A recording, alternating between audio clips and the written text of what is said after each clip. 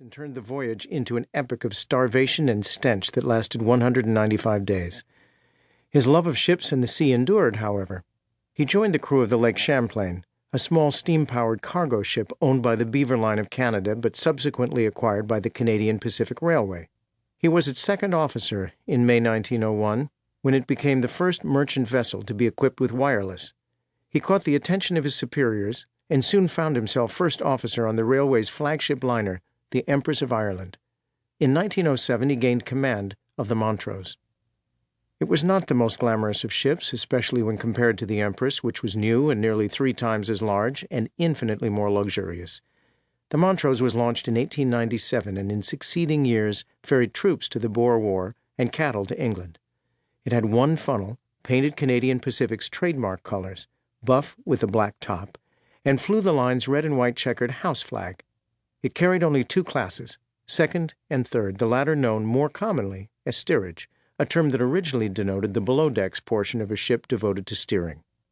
A Canadian Pacific timetable from the era described the second-class quarters. The cabin accommodation on the Montrose is situated amidship, where least motion is felt. The staterooms are large, light, and airy. There is a comfortable ladies' room and a smoking room, also a spacious promenade deck. An excellent table is provided. Surgeons and stewardesses are carried on all steamers. The line's motto was, "A little better than the best." The manifest for the upcoming voyage listed only 20 passengers in second class, but 246 in third, nearly all immigrants. In addition, the Montrose carried a crew of 107, among them a wireless operator, Llewellyn Jones. Canadian Pacific had been aggressive about installing wireless on its transoceanic vessels, and the Montrose, despite its age and modest decor, carried the latest apparatus. To be successful, Kendall knew, a captain needed more than skill at navigation and ship handling.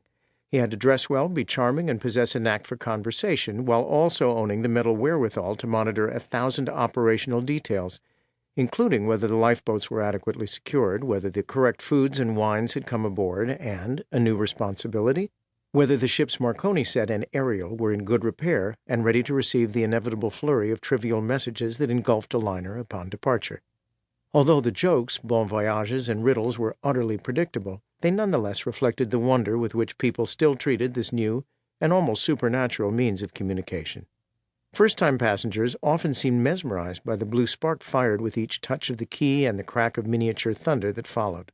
Though shipping lines had learned from experience that wonderment faded quickly for passengers whose cabins were too close to the wireless room. They learned, too, that it was prudent to locate Marconi sets a good distance from the wheelhouse so as not to distort the magnetic field registered by the ship's compass. Before each voyage, Kendall tried to read as many newspapers as he could to keep himself up to date on current events and thereby arm himself to meet his nightly obligation to host guests at his table. Amazing things were happening in the world, so there was a lot to talk about. A year earlier, Louis Blériot had flown his airplane across the English Channel from Calais to Dover. While on display at Selfridge's department store, the craft drew 120,000 admirers. Science seemed foremost on people's minds. Talk of X-rays, radiation, vaccines, and so forth infused dinner conversation. If such talk ever lagged, there was always the compelling subject of Germany, which by the day seemed to grow more pompous and bellicose.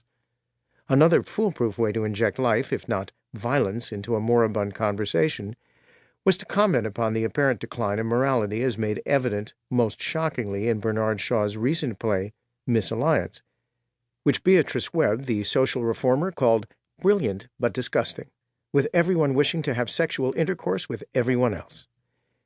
If all the above failed to ignite a good conversation, one could always talk about ghosts. The whole country seemed engaged in the hunt for proof of an afterlife, with the exploits of the Venerable Society for Psychical Research often in the news. And if by chance a conversation became too heated, too lively, one could recall anew how one felt upon the death of King Edward and remark upon how eerie it was that Halley's comet should appear at nearly the same time. Shortly before his passengers were due to board, Kendall bought a copy of the Continental edition of London's Daily Mail, an English-language newspaper distributed in Europe. The edition was full of fresh detail about the North London cellar murder and the escalating search for 2 suspects, a doctor and his lover. Back in London, the ship had been visited by 2 officers from Scotland Yard's Thames Division, patrolling the wharves in hopes of thwarting the couple's escape.